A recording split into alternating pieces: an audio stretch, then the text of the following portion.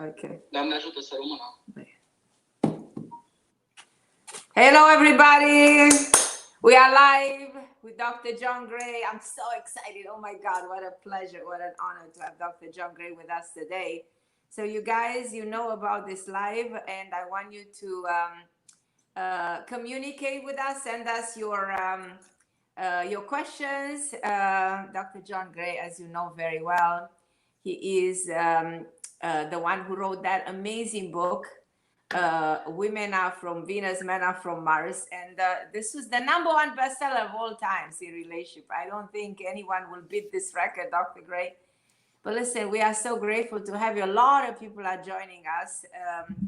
And you guys, I'm so excited for the opportunity. You should write your questions. So the question I have to Dr. Gray. Now, Dr. Gray, as you saw, America has a woman vice president. So women are coming in power. Now, when you wrote your first book, you know, women were in a different position. Now women are, you know, a more powerful force. So I'm going to start by asking you, because we see a lot of people getting writing questions, and we're going to get very busy right away. But I'm going to ask you, what is the main difference between men and women? Well, women can make babies and men can't. And now if we expand that answer, women make hormones that can make babies, and those hormones that make babies generate well-being and happiness in women and don't make happiness in men. The hormones that allow men to make a baby with a woman is testosterone, and men need 10 times, 20 times more, and women need 10, 20 times more estrogen. So different behaviors stimulate different hormones. So we have to have focus on balancing those behaviors if we want to be happy. Right. Now, as you know very well, people have such problems in communication because we are so different, and we have such a different perception of the world. And you know, women are more emotional, I should say, in many situations, many circumstances, and women get more attached. Now, my question is to you, how do you see the evolution of relationships? You know, based on, you wrote your book like was like 30 years ago. How do you see this evolution in the last 30 years? Well, I've updated Men Are From Mars. I've got another book. Actually, it's right here. I'll show it to you. Cover. It's called Beyond Mars and Venus, New Relationship Skills for Today's Complex World. Because we have changed since I wrote that book. Women have become more masculine and men have become more feminine. And right. So that's a new set of problems. The solution is nothing wrong with women being president, women being powerful, women being on their masculine side. But most women today are on their masculine side and they're not very happy, and they're often alone because they don't have the relationship skills in order to be on their male side and on their female side. While they're making masculine hormones, also make female hormones. And men don't know how to make masculine hormones and make their feminine hormones. And so here's an interesting point. It's interesting is that when we're unhappy, when we're stressed, we know for women, their estrogen is low. When men are stressed, their testosterone is low. So there we have it. We want to get rid of stress in our lives. We have to realize women need to make more female hormones. Men need to make more male hormones. And how to do that is understanding men and women, how we're different. And you know, Carmen, what you said was that we all know men and women are different. Actually, we don't. The universities teach that men and women are the same. Our culture is saying we're all the same. We are like a little voice in the wilderness saying, you know, hey, the emperor has no clothes. They're saying we're the same, but we're not. We're very, very different. And to understand those differences can give us a lift to a higher love. Now, you might think 50 years ago, everybody knew men and women were different, but we didn't understand those differences and how to come closer with deeper understanding. So that's what Men Are From Mars provided. But the culture mainly continued going in this wrong direction of denying femininity in women, making women a femininity as something which is weak, as opposed to we have a vulnerable feminine side and we have a strong masculine side. We all have it now. We have access to it. And if our relationships don't honor that, they fail. Why people have such a conflict in relationships, you know? Oh. My patient come to me or they complain, we don't get along. How can we fix our communication problem? What's going on, you know? Well, as soon as you have a complaint, if you talk about it out loud, you ruin your relationship. That's true. That's true. Yet we know that complaints don't work. Yet people keep doing it. Yelling doesn't work. All the time. All they know best is to complain. Yeah. See, we have to give complainers an option. What else can you do? You know, let's set the stage here. We are, as human beings, we also have an unconscious mind, a subconscious mind, and a conscious mind. And the subconscious mind is conditioned by our childhood. And the unconscious mind is 1,000,000 years old. Okay. It made my nose, my ears, my eyes, you know, these things don't change. This is instincts are deep, deep inside of us. And when we are in a stress mode, we're primarily ruled by our conditioning, not who I am, but how I've conditioned to be, or my instincts, which is basically I'm a monkey. Now, if you're in a fight or flight situation, your stress levels are high. What will happen? I don't have any communication skills. You see, a monkey, if you step on a monkey's foot, doesn't have words. So it says, ow.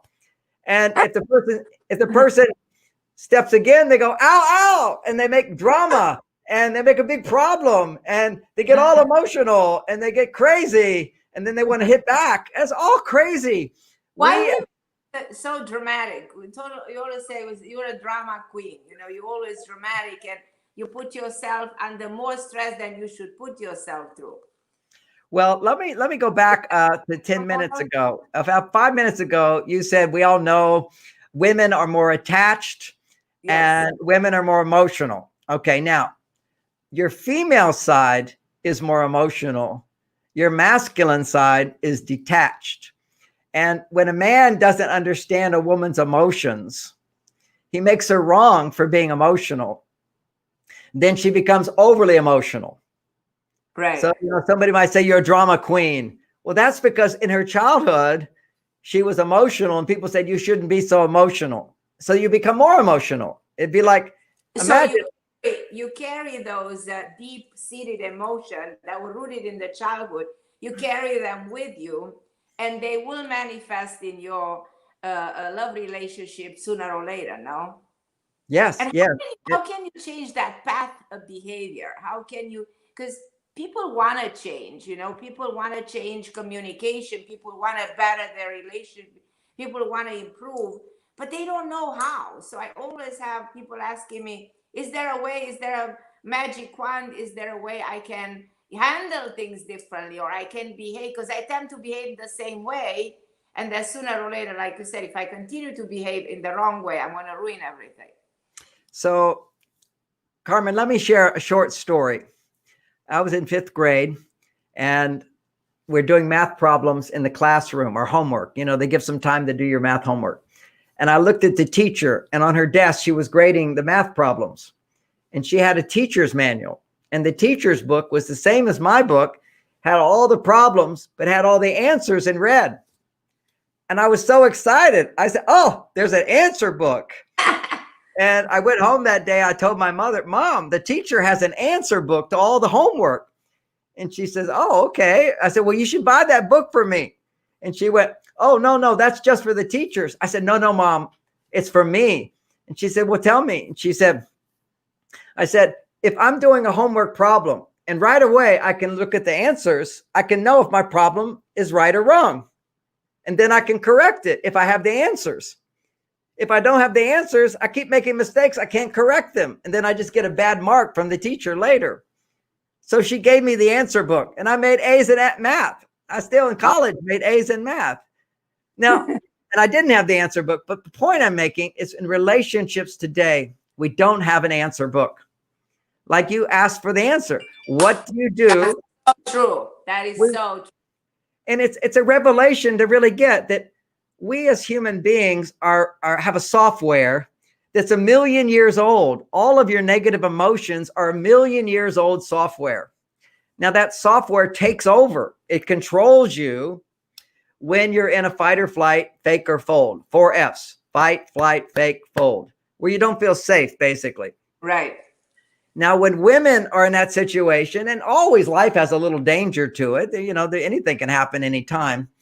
What we know is that women go into a hormonal response of cortisol. Now, cortisol happens in men, happens in women. We're the same that way. But when a woman has a stress response, her estrogen is low, her testosterone is high. Easy to say. We can also say her female hormones are low, her male hormones go up. Okay, that's measurable. This is a fact. She's having the stress hormone. Her female hormones are going down, her male hormones are going up. Now, if a man is stressed, his female hormones are going up, his male hormones are going down. This is biology. This is, you can measure it. If you're a happy man, your testosterone is going up higher than your estrogen. Now, if you make love, that's a magic thing. You have to see, making love, you have to already be happy and love. Then through making love, you make more love, make more love. So when I make love to my wife, first of all, my testosterone is already high. My estrogen is a little bit lower. Then in making love, my estrogen can rise as my testosterone rises to the maximum amount. That's called making love. I get to fully experience my female side and my male side together. That's what sex is. Physically, you are becoming one. I get to feel more masculine because I can be masculine and inside her. I go into her. Men want to go into the woman. We want to go to our female side. And women want to bring the male side inside if they get to the point where they're happy. If they're not happy, they don't want to. Their body can't do it. So we have to create a foundation in our life, a relationship. My partner's job, man or woman, is not to make me happy. My job is to be happy. And with my wife, my job is to make her happier and not make her feel worse. And that's really what I see the solution for relationships to a great extent is understand how you make it worse. Don't worry about making it better. Just stop making it worse. And then when your partner finds their happiness, make it better. So how do men make it worse? What men do is a woman becomes emotional. This one 1,000 examples. This is one example. A woman becomes emotional and a man says, don't get upset. Don't be so negative. Don't worry about it. It's not a big deal. It's not a problem. You always look at the past. You never appreciate me for who I am. All those things men say. Why? They don't understand women's emotions. Now, let me... Exactly. And then as soon as you push it down, it wants to come up stronger. Just like the monkey, because all emotions are a monkey self. This is our instincts. This is a part of us. We don't want to give it up. We want to manage it. We want to manage it because every negative emotion on the other side of it is a positive desire. See, I want to love you. And if you don't let me love you, or I think, oh, you don't love me, then I say, then I won't love you. So I stop my positive desire. Every negative emotion is a blocked positive desire. If we can feel the negative emotion, then it's pain. Your brain will immediately let it go, but you have to feel it and then you can let it go. For example, how I learned this, women came to my office for 10 years. I've become very good at not solving problems, but asking questions. I say for the men listening, the 3 things you need to remember when a woman is upset and talks. You say, help me understand that better. Then you say, tell me more. And then you say, what else? Because the more she can talk and you're not arguing with her, you're not getting mad at her, you're not taking it personally, then what will happen is the more she talks without resistance, her estrogen levels go up. And when her estrogen levels go up, her stress level goes down, her mind changes, blood flow comes back to the front part of the brain, and she can remember, oh yeah, my partner's not perfect, but he's so wonderful and so good and all the good things. So men need to know that, and women need to know, when they have negative emotions, they have temporary amnesia. Temporary amnesia. They forget all the good things just for a little while. Right. And she will forget forever if she can't talk about her feelings. Now, not all men can listen to blame. They cannot listen to complaining. It takes a very advanced stage, many, many years of women learning how not to complain. Then a man will actually learn to listen to complaining. That's what women do all the time. Yes, everyone. Complain. I have lots of women coming to me and said, you know, these are my complaints. And I said, well, if you start with the complaints, you're not going to get anywhere. You know, this is not to fix anything. You have to go forward and you have to acknowledge, you know, what exactly you are doing. And you're just giving everybody such a profound explanation of the way we function. Things that people completely are forgetting that they are dominated by all kinds of emotion. And you're right, you know, this is the impact of emotion on the way we function and the response of our thinking to the emotion that it is blocking us in a way, you know. So people for being ourselves. Yes. Mm-hmm. Let me say something that's very, very different from what everybody thinks. If you have a complaint, you need to apologize. If you're angry with your partner, you should apologize. Yeah, I'm so sorry. In my mind, I have all these complaints about you. I'm so sorry. I want to find my love again. I will work on myself. It's not your fault. See, all negative emotions, it's not you, it's me. It's how I'm reacting to you. Now, yes, there's reasons. Maybe my husband's ignoring me or my wife is ignoring me. You know, we have reasons, and you can always blame. But if you want to change, you can only change yourself. And if you change yourself, your partner will change. It's changing yourself. But people don't know that, because whenever you're not getting what you want, you feel unhappy. You're not in control. Your monkey brain is in control. And this is biology. This is proven. 99% of our brain is the DNA of monkeys. It's just right here in the front part of the brain. And you can only use the front part of your brain when you're not in a stress response. And when you're in a stress response, the only way out is if you're a woman to produce more estrogen, if you're a man to produce more testosterone. So let's say you have a little stress in your relationship. Have you heard, by the way, that we're on a quest to change our DNA? Have you heard this? I think always the DNA is evolving. And my understanding, you see, whenever you're under stress, physical stress, which can be produced in your body through emotional stress or mental stress, but physical stress on the body, inside the body, produces something called exogens. Exogens, and actually when you do the SARS virus test, they're not measuring for any particular virus. They can't determine different viruses. The tests are not that good. The same test they use for testing your COVID is the same test they use for measuring AIDS. It doesn't matter. It's just the body is producing something that's a piece of DNA that is running around the body. They're called exogens. So they call them viruses. Some scientists call them exogens. People say, John, read the science. I go, I do read the science. You know, there's a lot. See, science doesn't agree with all science. And right now online, you only get this narrative of the science that justifies giving you vaccinations, as opposed to the science which justifies getting rid of the things that are weakening your body and causing you to get sick.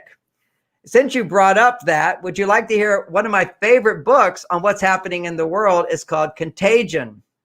Now, Contagion is a book written by scientists, backed up by scientists. And it's a battle that's been going on for hundreds of years between the people that say germs cause sickness or the terrain of the body causes sickness. And this is scientists. They battle back and forth. But the ones who say germs are the problem, those people win because you can sell drugs to kill germs. So there's always money in the whole thing. You know, Bill Gates, there's one video I saw of Bill Gates. What's your opinion about this vaccine, by the way? Because I had so many stories about the vaccination from the COVID. What do you think? Well, first of all, I've never done a vaccine. Even as a little child, I wouldn't take them. I'm very, very healthy.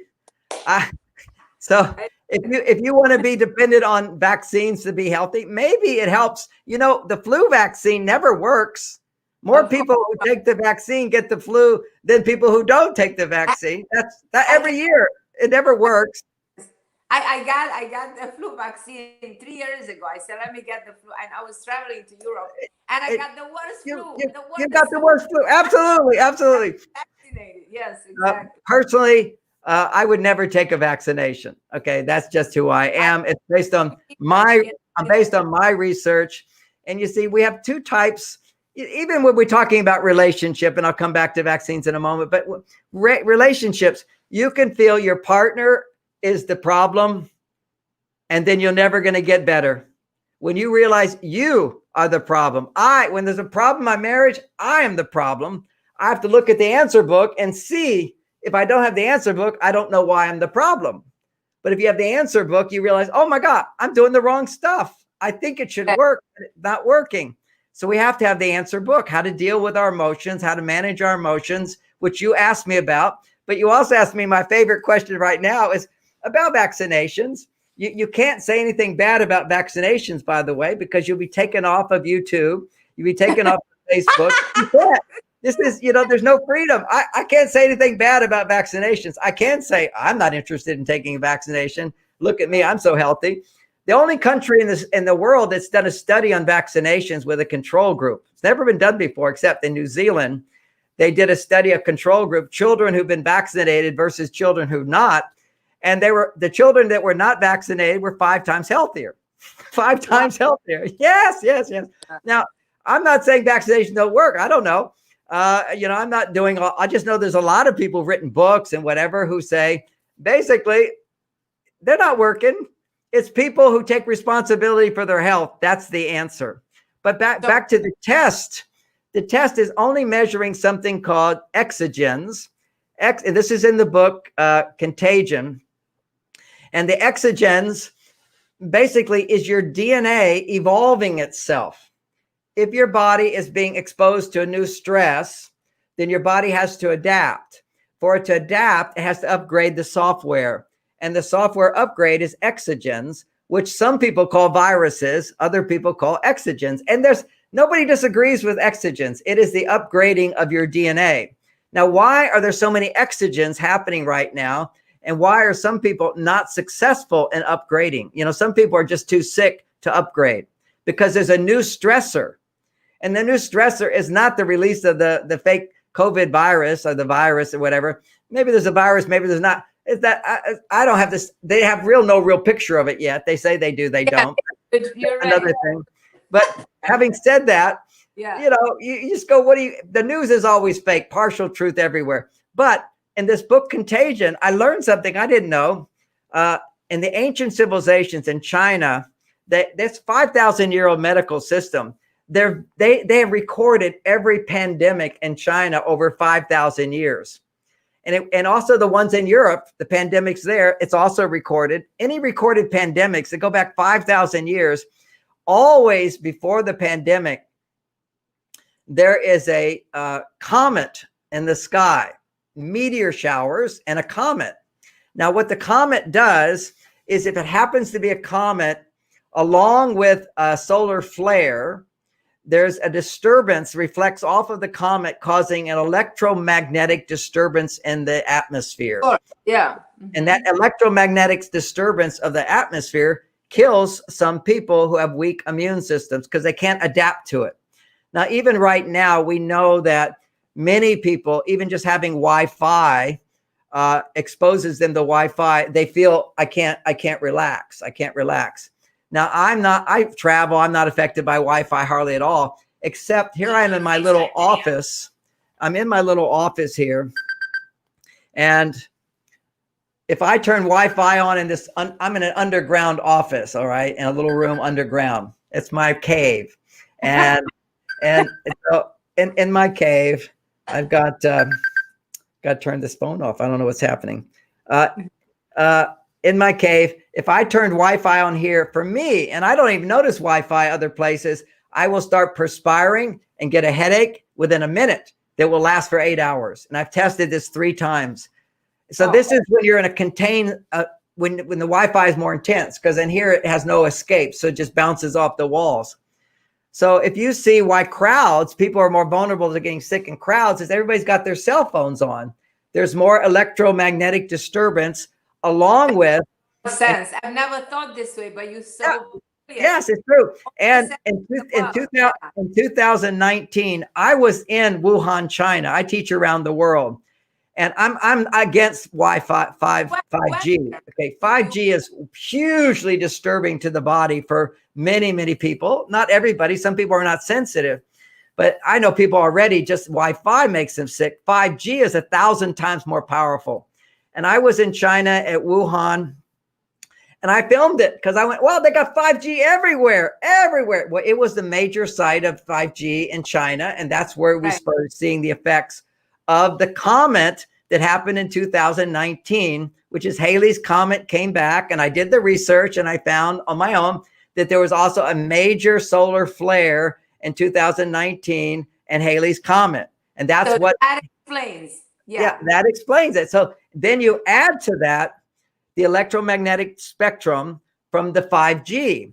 5G was tested in Wuhan the most, everywhere. It's all set up. It's amazing. You see it everywhere. Even in these little like places where there's poverty, they have these beautiful 5G machines going up. Now, in Milan and Italy, not everybody got sick. It was Milan where everybody got sick. And that also is the first major test place for 5G, as well as the most amount of pollution of all of Italy. You go to New York City, you get concentrated cell phones, you're going to have more electromagnetic frequencies disturbed. That's the reason that so many people died, and there was such And now you go into hospitals, it's the worst thing ever, because if you're put on an incubator and your problem is electrosensitivity, there's massive amounts of machinery all around you putting out frequencies and putting out electromagnetic and Wi-Fi and probably 5G. If you go to LA, now it's so big. Why LA? Why California? California had the most lockdown of any place in America, and it has the highest rate of death. What is going on? And there are also people who are more health conscious. What is going on in California? Well, I've been talking about this for years because I wrote a book over here. One of my books is on ADHD. There's way more ADHD in California than anywhere in the world. If you look at autism, for boys, there's twice as much autism. That's twice as much than any other place in the world. Why California? Because California is the Wi-Fi capital of the world. Everybody in California, we're called the early adopters of technology. So you have more Wi-Fi here than anywhere. And so when mothers are pregnant and all that Wi-Fi exposure, electromagnetic frequencies interfere with gut bacteria. This is proven. I got research showing it. So right now we're in generally these pandemics over history is 2 years, and all the people who have electromagnetic sensitivity who couldn't adapt, they didn't produce enough. They produce the exogens, which is the upgrading of the DNA. And for some people, they're just too weak. Now, a big part of that is zinc deficiency. Zinc deficiency. And if you look at statistics when it comes to who dies from COVID, we know a lot of old people die. They all have low zinc levels, 1.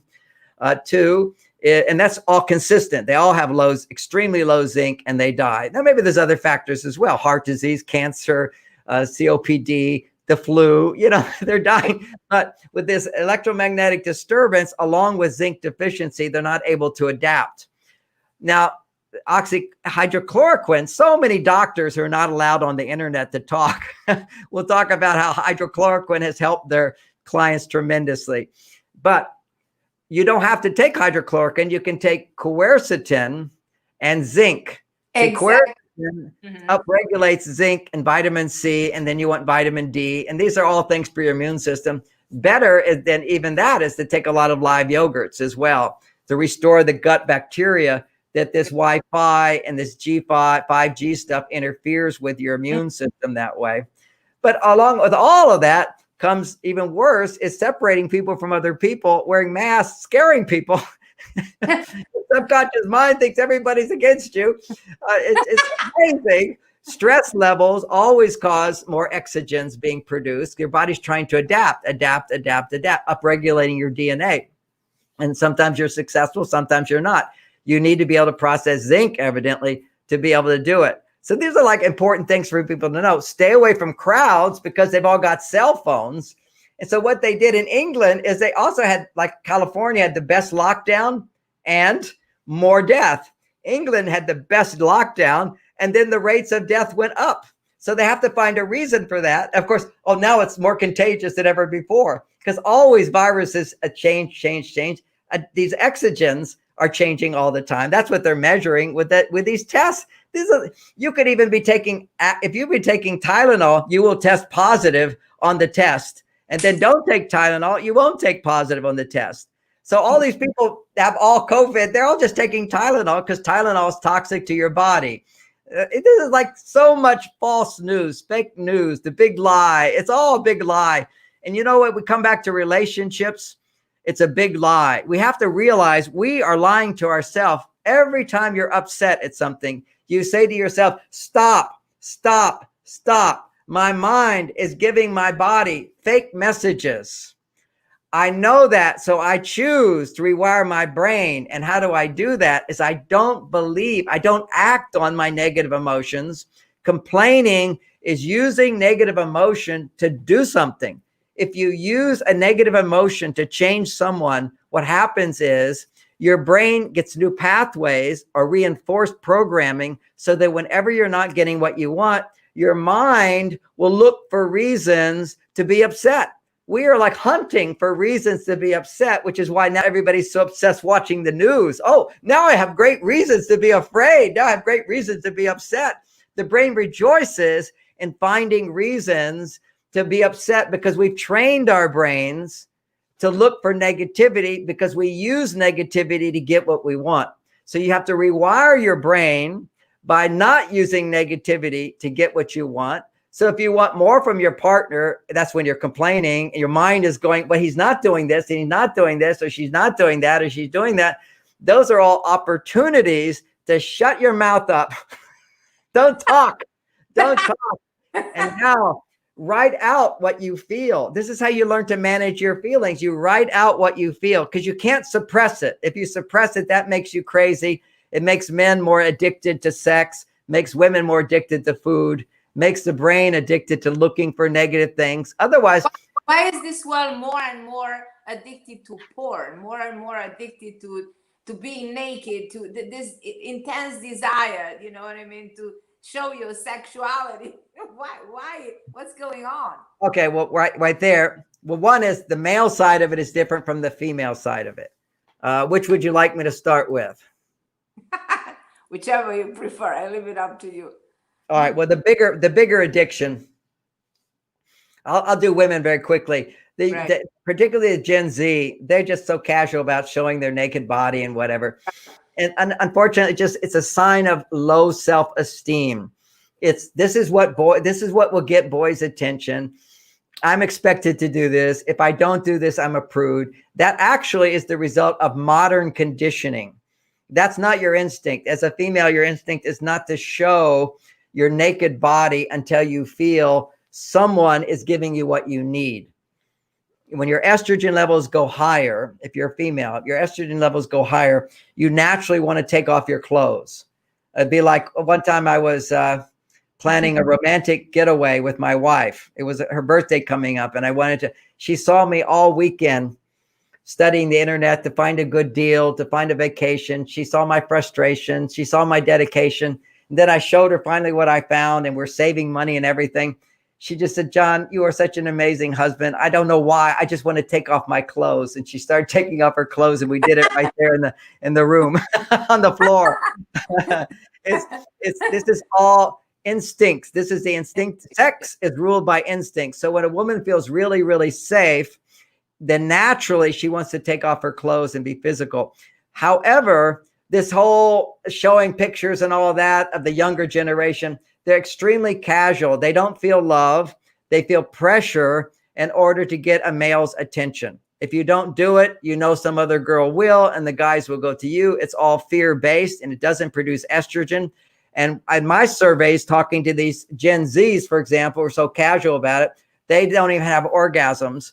And the ones that claim to have orgasms, I ask them how it feels and what they go through. It's nothing like ecstasy. It's like a big sneeze. It's just a release. It's what happens when you have a vibrator. You go, ah, and it's done. It's not like ecstasy of feeling in love and the magic of oneness with the universe, the God.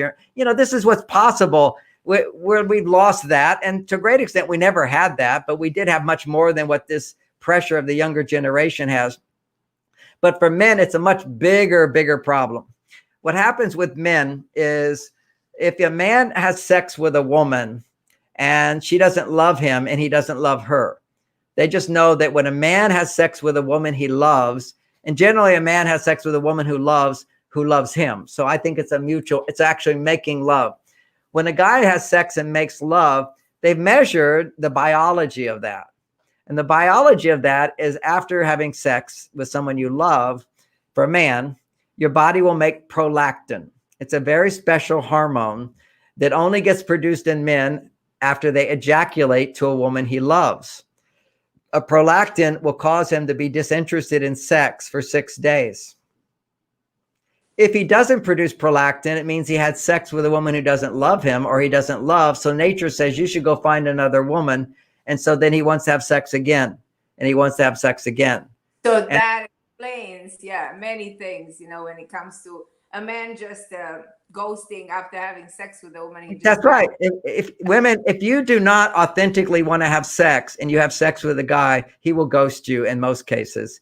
Because before a woman can be fully orgasmic, if you don't have orgasm, he's not going to be interested in you. He just gave his energy. You didn't have orgasm. He doesn't make prolactin. So now he's off to the next and off to the next. And there's one lady asking me here, a lot of women are asking us a lot of one says, how can you handle infidelity? How can you handle being betrayed, psychologically? If you can. Well, it's a big subject. And, these are, but I'll give a short answer to it other than just read my books on these things. But, but if you have infidelity, you're not making love. Again, we can say how bad the guy is. We can tie the question into what you are saying because it makes perfect sense. Yeah. Mm-hmm. Well, we want to understand everything, but then we want to realize men are unfaithful most of the time because they're not having orgasms with their wife. So when she's not having orgasms, his body doesn't make prolactin, and therefore his body says, "Who else can I have sex with? Who else can I have sex with?" And then when sex is so available on the internet with fake sex, all he has to do, as soon as you see fake sex, it will cause arousal in a man, almost every man. And that negates the prolactin that he produced with his wife. That's why historical cultures, women didn't go show their bodies all over the place. Because if you show your body, what's happening is it will stimulate so much dopamine and testosterone in a man, it negates the effect of prolactin. So for me, my wife and I, sometimes everybody was doing porn, when it all started, we thought, oh, we'll watch some porn. And she was like, how could I be turned on to that? And I was like, that's ridiculous. I don't even want to see it because I don't want to have sex with that woman over there. And she didn't want to have sex with that man. We wanted to have sex with each other because we bonded. Yeah. If you bond, you have no need. Yeah. People don't understand, the mechanism that is so There's simple. Mechanisms. Now, I'm not excusing a man's behavior. I'm helping a woman understand how she contributes to the problem. Now, having said that, when somebody betrays you, when somebody hurts you, if you don't see how you contribute to the problem, then you feel like a victim. And if you feel like a victim, you just get stuck in negativity. Until you get the answer book and you see in the answer book how you contributed to the problem in many ways, how you contributed to the problem, then you always feel like a victim. And when you feel like a victim, it's very hard to forgive. It's very hard to open your heart up again. But when you realize, oh my God, I didn't realize I did this and I did that and did this. Not having orgasms, a woman would then say to me, well, how can I have orgasms? My husband ignores me. He doesn't romance me. He's not this. He's not this. Okay, those are all contributing factors. But once again, why does he ignore you? Because you complain. Why does he not want to talk to you? Because if he talks about his life, you tell him, oh, you shouldn't do that. You should do this. You give advice to him. There's the basic things. Why? does he want to be with another woman? Because you're not happy. And then you'll say, well, I'm not happy because da, da, da, da, da, da, da. And, or she'll say, well, I'm not happy now because he had another woman. I said, well, were you happy before? She said, oh, yes, I was so happy before. I never complained. I said, did you have orgasms? Did you always enjoy sex? Did you love to have sex with him? Well, no, I did. I always said yes. I never said no. But did you enjoy it? If you're not enjoying it, the man's message is, I'm not getting love for what I'm doing. I'm not taking it to the highest level. His body doesn't make prolactin. So he's less and less turned on to her and turned on to others. Right. Here is where that explains, the fact that there's so much betrayal, in couples, because we're missing the essence of a relationship. We're missing, as you said, let me go one step further on that. When I talked to my mother after my father died, and I was at the funeral, we noticed there was another woman there that looked like my sister. So I said, Mom, there's somebody here that looks like a family. Gray. I'm John Gray. It looks like part of our family. And my mother said, probably so. I said, what do you mean? She said, well, I knew your father had other responsibilities. And I said, what does that mean? She said, now this is a different generation, John. But in my generation, if a husband is very well-to-do and he can responsibly take care of his own family, then a woman doesn't mind if he has another family, as long as he doesn't embarrass her. I knew your father would travel. I knew he had many adventures. As long as he came home to me and loved me, that was fine. See, this is another generation where women were more on their female side. They didn't really demand a man to be all about her. She had her children. She had her job. She had many things that made her happy. And she wasn't so needy of my father. She needed him primarily for money and safety and good manners. And that's enough. You see, women were not requiring this passionate experience. She told me, everybody knows that after many years in a marriage, the passion goes away, and he had his fun in other places. That was okay. Because dopamine level dropped and the sex is no more so intense. Is it also having something to do with the neurotransmitters? Totally. But now I'm going to explain that. I wrote a whole book on that as well. You can't see it, but I got 27 books over here that I've written. The one on dopamine is, you see what happens, newness. The newness of a relation stimulates dopamine. And in a man, dopamine stimulates testosterone, increases sexual desire. For women, increased dopamine improves her estrogen. So her estrogen goes up. So she has more excitement in sex and she enjoys it more. But then familiarity sets in, comfort sets in, routine sets in. That's the opposite of dopamine. That's serotonin production. So we feel comfortable, we feel at ease, but suddenly we lose all the passion. And that was accepted in the past. Everybody knew there was a hormone. There was a honeymoon period. The honeymoon period. Never get married for passion. Just get married for practicality. Have your fun. Don't believe those emotions. They're going to go away. Yeah. Now, what I teach and what I live. Now, my wife passed a couple of years ago. Yesterday was actually her birthday. She'd be 71. Oh, happy birthday, Bonnie. We love you. Yeah, thank you. I brought cakes to all my children. It was very sweet. The luckiest woman. I'm the luckiest man. And she has been the light of my life. And I have processed it. I can start crying right now. I'm still in the middle of it. Not the middle. I'm sort of on the tail end of feeling the pain of it all. Because I have emotional management. I've grown in my ability to love. I'm happier than I've ever been in my life because my love for her has become even stronger and stronger as I have grieved. Grieving, any kind of loss in your life can bring you greater wisdom and growth if you know how to manage your emotions. They're there to heal us, to bring us back to our deep feelings. But we're jumping so many points here. But what was it? I was just saying before Bonnie mentioned Bonnie. Okay, it's okay. We'll pass. We were talking about dopamine, and we were talking about dopamine. Okay, let me explain. So what I teach is what I've lived. My passion with my wife grew over 32 years. Okay, increased. She couldn't even undress in the bedroom unless she was in the mood to have she had to go in the closet to get naked and change her clothes because I would get so horny. This was like, almost 70 years old, erection every day, just ready to go.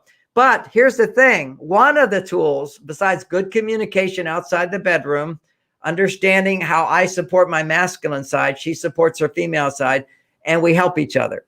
Now, that's a whole bunch of knowledge. But another piece of the knowledge that allowed, I know it's very important, is I only ejaculate once a week.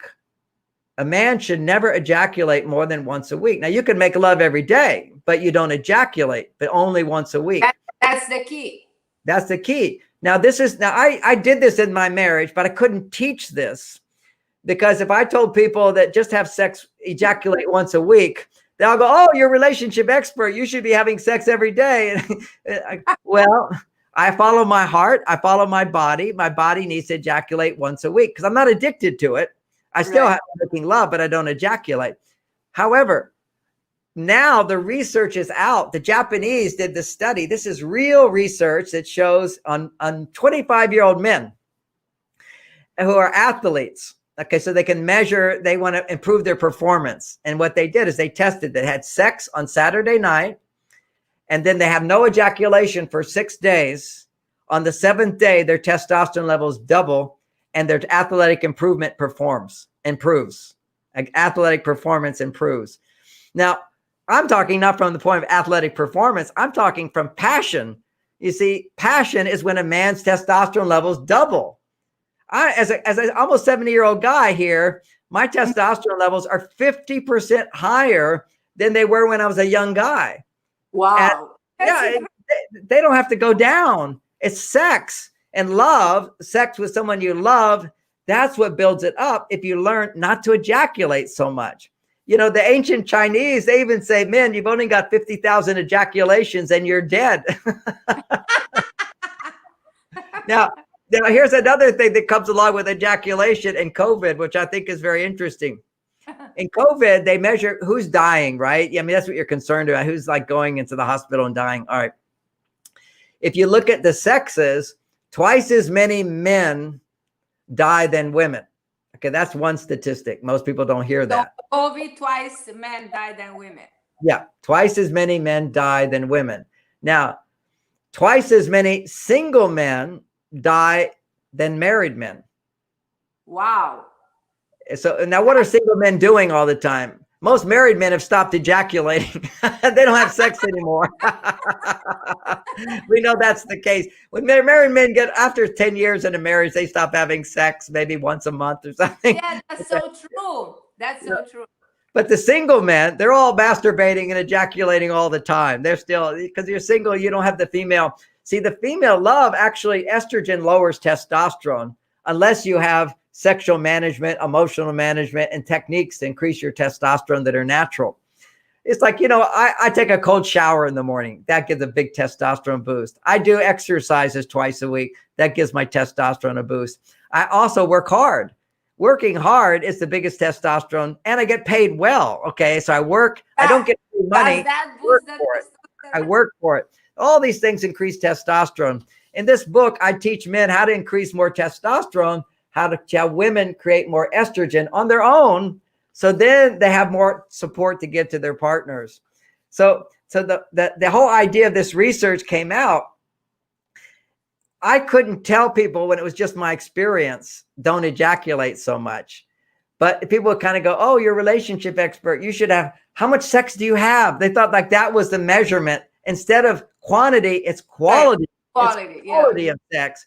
And anybody who doubts me, who's in a sexual relationship that's more than a few years, try not having sex.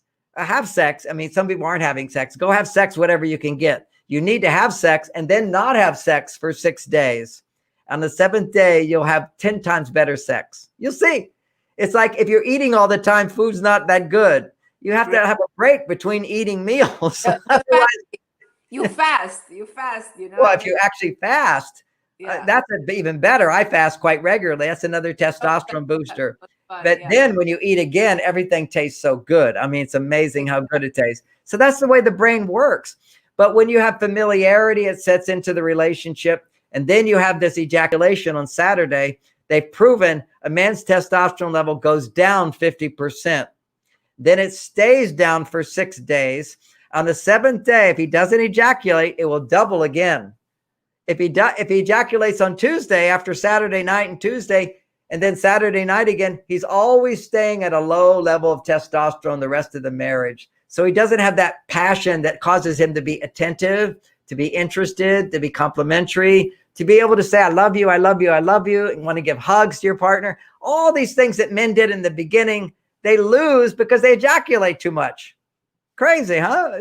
Crazy. And then women, unfortunately, because his testosterone's low, they're not getting the fuel they need to pump up their estrogen. You see, they've proven that when a man has double the testosterone, just the smell from his body will double her estrogen. This is why some women just go, wow, it's exciting. He's producing these pheromones of testosterone. And usually what you would say, a woman would say, what turns me on about a man? Often she'll say, it's his confidence. You know, a man who's confident, he's cool, calm, collected, he's confident, he knows who he is. You see, all that is the psychological aspect that generates testosterone. So it's at those times when a man's testosterone is up. Now, everybody doesn't understand testosterone. They think anger is testosterone, and it's not. Anger in men and women is estrogen. Anger is emotions. All emotions, good or bad, positive or negative, are estrogen. And when men get emotional, their testosterone is going down. That's why men misbehave when they're in arguments and whatever, and sometimes they become violent and they become awful and they say mean things and stupid things. They do crazy stuff because their estrogen is higher than their testosterone. That's it. Cut it, simplify it down. So men, if you want to be a man, control this. How can you control this? Well, if you're a man, what you do is you stop talking. You see, if a man talks when he's upset, his estrogen goes higher and higher. That's why women want to talk so much. It brings their estrogen up. But if you're talking negative emotions at a man, he won't hear you. He will defend against you. And if he defends, then what happens is your emotions get stuck in negativity because you're not feeling heard. What turns negative emotions in a woman into positive emotions is feeling heard. But she wants to express her emotions because it's through her emotions that her estrogen starts getting generated. But as soon as the man argues with her, then her testosterone comes up and now she starts defending herself and justifying her negativity, as opposed to taking time to process. This is what you asked for before. What do you do about these negative emotions? Don't speak them out loud to the person you're upset with. And for a man, if you have negative emotions, don't speak at all. Go off and do weightlifting, drive your car, solve problems, do work. A lot of different, I meditate. That's another thing. If you can learn how to do that, but you have to learn how to do it first. What increases testosterone is anything a man does that has a mission to it, a purpose, and he's good at it. Now, a little testosterone producer is doing something that you're good at that's not so purposeful, like playing a game. You know, so many men now are addicted to playing games. What a waste of your manhood. This is another addiction. This is, you know, when I say women are more masculine these days and men are more feminine, nobody knows what that means. Feminine is dependence. You see, this is now an important insight. To increase estrogen, you need to experience some part of your life where you're dependent on someone else. When you go to a doctor, for example, if you trust them, your estrogen levels will go very high. You know, there's something called placebos, which is the doctor can give you a pill that does nothing and say it's going to work, and it will work just as much as the drug will in most cases. Okay, sometimes better. But the reason it works, and it works more for women because the tests are done more on women because more women go to doctors than men. But the reason it works so well is that when you're a woman and your stress levels go up, that's causing your sickness. Going to a doctor raises your estrogen levels up, your testosterone, your cortisol levels go down. So it's actually lowering your cortisol levels, feeling like somebody's taking care of you is actually what's healing you rather than the simple pill. And that's a placebo. It's just as good, but you have to feel I can trust, I depend on. And another aspect of why there's so many problems in relationships today is nobody believes in God. You see, when people used to believe in God, They felt always somebody was supporting them. It produces huge amounts of estrogen for women, and it produces testosterone for men, because belief systems that associate with God say, if you do good things, you'll be rewarded. See, men need to feel they're going to be rewarded. If I work hard and nobody rewards me, my testosterone goes down. Because a reward says you made a difference. So you get rewarded if you believe in God for doing good things. That raises testosterone. And if you need help, you pray to God and God gives you help, then your estrogen goes up. So it was like, whether there's a God or not, but of course I experienced God, and you've got the Buddha behind you. You experience it. It's so easy to experience God, but people, they don't today. But you just have to, and I want to give people just a moment. I've been doing this 50 years. Put your hands up like this. I want another way to experience God for everybody listening. Now, if you've listened to me for this long, you're resonating with me. So right now, start to feel in your hands a tingling, and call forth the energy of the universe. Call forth the Divine Mother, the Divine Father, the source of creation. Just open your heart and say, come. It's as simple as that. And you feel it first in your hands, because that's generally how we touch people. So feel the energy. You feel the energy, right? Right. Yeah. Right away. It's so easy. Warm. Yeah. And warm. Sometimes people feel warm. So in the beginning, sometimes people feel numb. Sometimes people feel tingling. It's so easy to do, particularly because women are more on their male side, and they're women. And when men are more on because see, we are different people now. Our consciousness is higher, but we don't know. We don't have the tools. It's like suddenly somebody put $1 million in our bank account and we don't know it's there. That's the potential. I don't know what to do with them. and that's the potential of what's happened today is a shift in consciousness. A lot of the new age people would say ascension, and they don't know what they're talking about. They just know there's a big change. It's already happened. It's already happened, is that we are now in a state of awareness that we can easily access, if you're a woman, your masculine side. And men, you are in a state of awareness that you can easily go to your female side. But if you go to your female side, you still haven't learned how to stay in your male side. And women haven't learned to go to their male side and stay in their female side, which would be like having a job and enjoying yourself and feeling relaxed while you did it. And a man, it would be the same thing. At my work, I happy. I love my work. I love the people I work with. You bring love into your work. And for women to bring work to happiness. We want to balance these things. That's our potential. But you have to learn how to use your potential. It's like suddenly you're driving a fancier car. You need to know how to drive it. It's not a horse anymore. You got to learn how to drive the car. And that's what this book does. It points out to us what is masculine, what is feminine. And whenever you're stressed, if you're a woman, do the things that will increase your femininity. Then do things that will have your partner help you increase your femininity, and vice versa. How men can build their testosterone so your heart is open, and what women can do to help that process. So we can help each other, but we're not responsible. My wife does not make me happy. I'm the source of my happiness, but she can sure make me happier. And I have the same relationship with money. Money doesn't make me happy, but more money makes me happier. It's also a matter of mentality. It's our knowledge base. We don't have the answer book. People are missing the knowledge. And I'm going back to my grandparents. My grandmother had 14 children. She stayed with my grandfather all her life. My other grandmother had 4 kids, and she lost her partner when she was around 50. She lived 103 without him, another 53 years without him. All she knew was him. She never thought about remarrying or finding somebody else. That's the way they thought to honor, your partner. Yeah. That's right. Yes. It's it's like for me, my wife dies. I go through my grieving process, but I let go of the pain and I remember the joy and the love and the happiness, and I get back on the horse. The whole idea of a child, if you fall off the horse, you put the child back on right away. You've got to go back inside. Otherwise you just feel like, right. You say, I can't have it.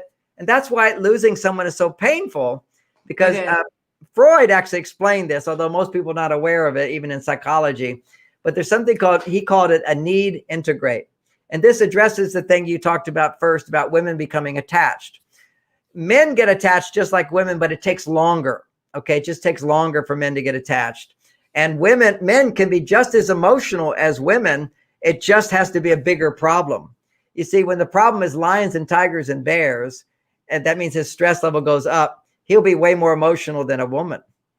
But a woman under smaller stress is designed to have more emotional reactions. And that's why men are always saying it's not a big deal. And she could say, I know it's not a big deal. I just want to talk about it. And then he says, well, if it's not a big deal, why talk about it? He doesn't understand that for women, talking produces the estrogen. However, until a man fully understands that, women, you need to journal your feelings and come back to a place of love. And if you have a complaint, you only can have one complaint a week, and it should be a request. And you start your request with, like my wife used to say, it is these little things that bother women. You know, always these little things become big things. And for Bonnie, I remember it was, I'd leave the light on in the living room. And I always did it, you know, she's like, and by the way, it's one of my best qualities is I don't look back, I go forward, always moving forward, very easy to forgive, very creative, always active, you know, this going forward. And she's like always picking up after me, so to speak. And so she would complain, you would leave the light on. And the first few times it was not a big deal, because it's not a big deal turning on a light, turning off a light switch, not a big deal. But when 5 years into marriage, 10 years into marriage, and she says, you still turn the light out, then suddenly it's a big deal. Why is it a big deal? Because she's given it a meaning. The meaning she's given it is no longer, I have to turn the light out. The meaning is he doesn't love me enough to remember. It has nothing to do with how much I love her. She knows I love her, but emotionally, the childlike part of us goes, well, if you don't do what I say, then you don't love me. I've asked so many times. We have to realize that's our problem. We need to love that part of us. But at the same time, wouldn't it be nice if he did turn out the lights? So I remember the day I changed, and from that day on, turned out the light. Actually, almost took 3 times. And then I turned out the light always, and I still do. And when I walk through my house and turn out the light in the living room as I walk through, I always think of her with a smile on my face. It's just another way to love her. But it never was for 10 years because she'd get upset at me. When you get upset at a man, he'll never change. And if he does change, he says, oh, I got to do this because my crazy wife makes a big deal out of nothing. You don't want him thinking that. So here's how she changed me. One day she popped her head into the kitchen, because the living room's before that, our bedroom, the living room, the kitchen. So she popped her head in the kitchen and she smiled and she said, John, I want to thank you because I've noticed more of the time you're turning out the light. She said, let that sink out. And still, sometimes you forget. And I know it's not a big deal. That's another $1 million phrase. It's not a big deal. But when you remember, it does make me happy. And then left the room. She did that 3 times, maybe 20 years ago. Okay, so it changed me. I remember the moment she did it because she was able to make a request without having to preface it by a complaint. You always leave the light out. What do you expect me to do? You think I'm your servant? Don't you know the electric bill? Why don't you care about, all her reasons to try to manipulate. Would have reacted that way. You see, when we use negativity, complaining, criticizing, nagging to get what we want, not only will we not get what we want, but then our brain becomes more and more upset when we don't get what we want, as opposed to learning how to love. Now, I know many women are listening, Carmen, and they're going, oh, why do I have to do that?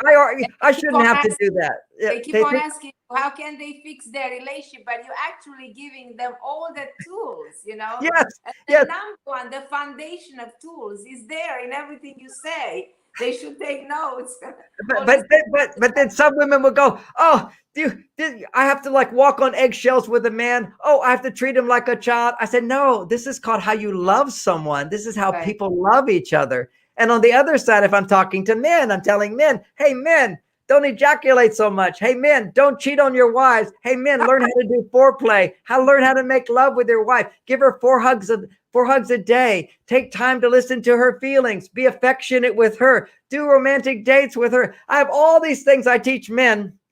And what what if a man said, what, I have to treat her like a child? I have to baby? I have to do all these things? It's ironic. Men are much more willing to change than women are. It's very funny to me. But women do change. Once they hear the logic of it, they take it in. And I understand you feel like, yes, but I try harder than him. And it is true. Women try way harder in relationships than men. The problem is you're trying so hard because what you do doesn't work. That's what you have to recognize. And it doesn't seem like he's working so hard on the relationship. It doesn't mean he doesn't love you, because most cases he's working hard to make money so that you will love him. He's working hard in a different way. If a man is, most men, they're thinking, how do I make more money? It will make my wife happier. That's just the bottom line of who we are. Women go to this bookstore. They used to buy the relationship books. They don't so much now, but they buy the relationship books, and men don't. But why? They should buy your books, Dr. Gray, because I have some of the people here writing me, I'm going to buy all Dr. J books. I love Dr. Gray. I love you. I have all people that. Dr. Gray, I love you. I love your book. Carmen, if somebody really wants to give me read my book, go to Amazon.com. And when you order the book, it's very cheap. Also, go to the positive comments. There's lots and lots of positive comments. But there's like 4 or 5 negative comments, and there's hundreds of people that have clicked helpful. So Amazon puts those negative comments up front because people say it's helpful. Now, the reason it's helpful is universities give extra credit. Some classes give their students extra credit if they go to my Amazon book and click on the negative reviews. I had no idea. Helpful. I had no idea. So we have a battle here. If you like my ideas, my books too, yeah. Yeah, they can do that. So many people. It's just like crazy. It's like competition.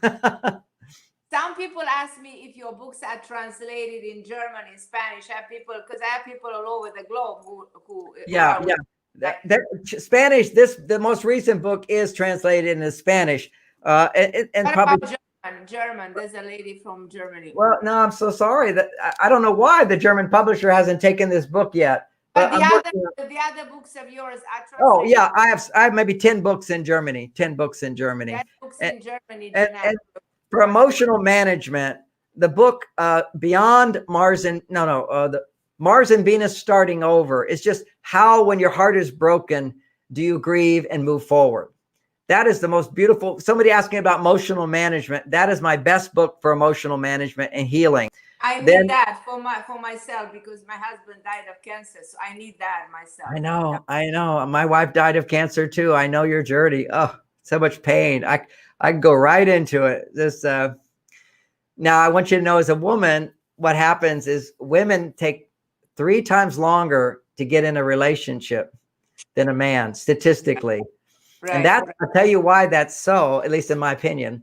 We know that men are we all have different emotional needs, and a primary emotional need for men is sex.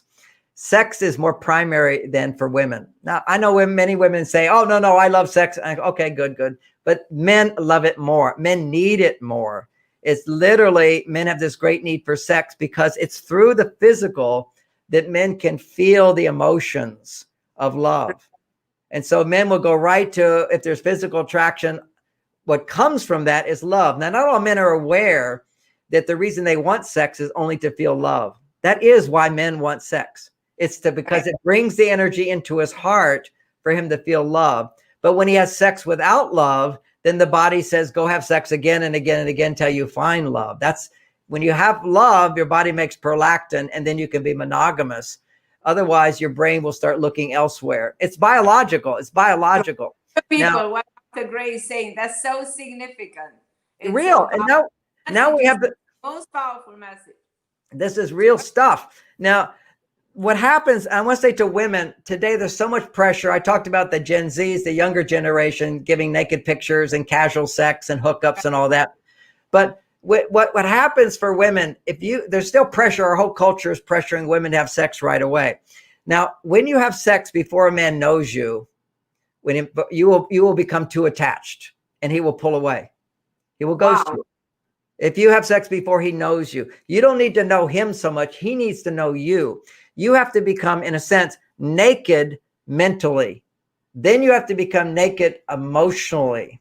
naked. Then you become naked physically, and he will bond to you. He will not bond to you. He'll just ghost you.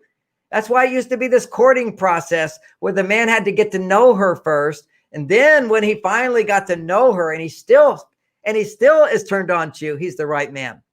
I have one of the ladies here, Dr. Gray, I love you. I'll marry you.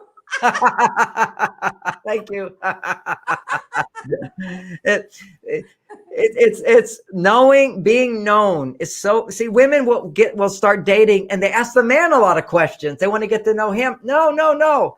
Let him get to know you. That's how you know he's safe. And of course, you want to get to know him more too. But the whole thing before you have sex is make sure that you can be naked mentally. Now, naked mentally means you can't be a people pleaser. A people pleaser is someone who adjusts what you say in order to please someone. Now, you need to always adjust what you say so that you're not trying to change someone. Okay, that's controlling. Okay, so you don't try to please them. You be yourself. And so, but you do it, and there's an art to it, which is I express what I think, and then he'll express what he thinks, and then you start to argue. That's what happens with couples. Oh, you shouldn't think that way. No, whatever he says, you go, oh, that makes sense. Tell me more about that. Well, I can see that's a good idea. And he'll try to make you wrong. And then you say, I get you have a different point of view. And if you want to tell me your point of view, that's good. I'm happy with my point of view. I don't need any advice right now. But men always need to feel something to boost their testosterone, and being right is a way to boost your testosterone. And really what they need is not so much to be right, it's to be appreciated. So what you do is you ask them a few questions, you appreciate, well, that makes sense. That's a good idea. And then you say, I have a different point of view. And you're not attached to changing his point of view, but you express your own point of view. And then he will appreciate, he will be able to hear it better. Sometimes he will still say, well, why don't you do it like this? Oh, no, don't really need that. But that's a good idea. I can see why you might think that, but I clearly know what to do. Very gently, don't let him fix you, but make sure you hear his point of view and lather on the appreciation. I see your point. Now I understand. Help me understand better why you think that. Well, I get that. I have a different perspective. And then say your perspective. And if he's still turned on to you, then he's a catch. You have to test him. You don't just let anybody into your house. You got to look at their credentials, see their online site. Don't just let anybody in. Not good. Now, sometimes you might just be horny as a woman. As you get older, your testosterone levels do increase. So you get horny and you want to just have sex with some guy. If you want to do that. But when you do it, make sure you're telling yourself over and over and over, this is not somebody I want a relationship with, because you're not going to have one. It's going to be a ghost. Okay. But I personally think it's a good thing if you're not in a relationship to get the plumbing going from time to time. For a man, once a week, it's really good. For a woman, at least once a month. And why do I say that? Because I know the cycles of testosterone in a man. He has to go for 6 days without having sex, and then it will double. But if he doesn't have sex, it doesn't double. It just goes lower and lower and lower. So he needs to have some kind of sexual content in his life once a week. But for a woman, biologically, her estrogen levels are required to double once a month for 1 day. That's when she's ovulating, or at least 1 day a month. Her cycle, and as she even goes beyond ovulation into menopause, there's a cycle of femininity, which is at least once a week. You need to hit that bell and have an orgasm, not doing it yourself. That's a different biological reaction than having a man do it for you. So here's the secret, women. Don't pursue men. If you wait for the men who pursue you, then you have power to try on all your new relationship skills. I have a book called Mars, Venus on a Date. I do have that in Germany, by the way, and has a lot of the relationship skills. This book is just a little bit of the upgrade to that. But those skills, they're all the opposite of what people would do. Like, for example, exactly. Don't ask questions. Make sure you talk 5 times more than him. Okay. Don't ever pay for his meal. Don't ever pay for his meal. It's just like, and make sure you don't have sex until at least he's said to you, I want to be monogamous and I only want to be with you. You know, so you postpone, and to know the cycles or stages of the dating before you have sex that I go into detail in that book.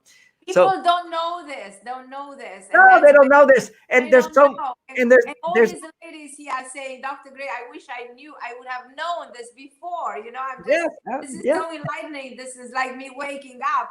it There's is. a number of ladies that are all falling in love with you. So, there, and then one there, of them said you married, and I know you're not oh, married. my wife died 2 years ago, and I do have a girlfriend. I'm not looking at all. I'm very happy. So And don't get any hopes, guys. Here, yeah, no hopes here. I'm taken. I'm you know, I have more wisdom and more love in my heart than I've ever had in my life because of my wife and the way I've grown with her and the grieving process. I'm just so grateful to her. Love Bonnie so Yeah. much. She's a precious being. We honor her, we dedicate everything to her, all our talks and everything. And because if we're learning something, we're indirectly learning from her. Because Yes, you yes. said so many times that all your teaching are rooted in the relationship with her. And it's the result of this amazing woman that Bonnie was and continues to be in your soul and for all of us. So I want to mention also for Bonnie, before we got married for about a year, she was practicing another book, which I like very much. And I'll just mention that. It's called Fascinating Womanhood. Fascinating Womanhood. Now, I feel like my message upgrades that a bit, but still, it's maybe a little bit too extreme on your female side. But to look at these, there's a lot of truth there about being feminine, how to get a man to do more for you. And so I had her from her side working on a body of knowledge, and I had my side of body of knowledge, and we harmonized it into the book Men Are from Mars. It became a masterpiece, you know what yeah, I mean? Yeah. It's really many masterpieces of all time, and valuable. We cannot say enough how much we appreciate you, we admire you, we are grateful for your work that you did for all of us. It's pretty remarkable. So now, if everybody wants to communicate with you directly, is that possible, or what do you suggest? Do you do seminar, continue to do workshops? Well, right now we're not doing the workshops because of the COVID thing. You can't get groups together. And remember, it's a really amazing idea, which I just want to underline it because it took me a while to figure it out. Why it's not good to be in concentrated groups. It's really because everybody's got cell phones. Right. That's so true. It's a big deal. I'm telling you. Remember what Dr. Gray is saying, because there's so much truth into it. Yeah. Now, what people can get me is marsvenus.com is my website. And on the front page is a course called How to Get Everything You Want in Your Relationships. It's free. We get rave reviews. There's 4 of them, one for single men, one for single women, one for women in relationship, one for men in relationship. All 4 courses, they're free. That's the first thing. Second, I do lots and lots of free blogs. You'll see on the store, there's also my daughter there, Lauren Gray. She's been teaching for 10 years. And she's so wise. Thank you. She's just a copy of you. Yeah. I think one of the best things we offer at our website is we have an insiders club, which is every day you get an hour talk or more from me. That's there. You also have special calls. I answer your questions.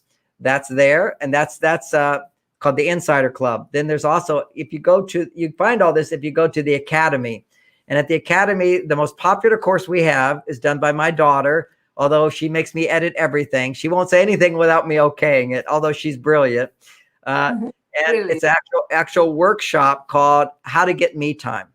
Now, how to get me time means how to set boundaries in relationships so you don't end up overgiving, so you don't train men to give you less. It's a women-only course, learning how to ask for help from men, how to transform your complaints and negative emotions into positive feelings, and making preferences rather than demands. It also teaches you how to balance your hormones for different times of the month. You need different balances of estrogen and progesterone. Right. You're also a great advocate, sorry to interrupt you, of the mental health. And I want people watching us to know that you offer all kinds of advice on supplements for depression, for all kinds of imbalances in the brain. So that's a really important thing, which is as much as I'm famous for relationships because of the Men Are From Mars book, and this is great stuff. Number one of all time. I'm not a medical doctor, but for 10 years, or 8 years, I had a wellness clinic, because when I turned 50, I'm almost 70 now, but when I turned 50, I had Parkinson's, and I had family members die from Parkinson's. My little sister died from Alzheimer's. These are sort of genetic things. And I cured it. I did it with natural supplements. I researched, and I'm a good researcher.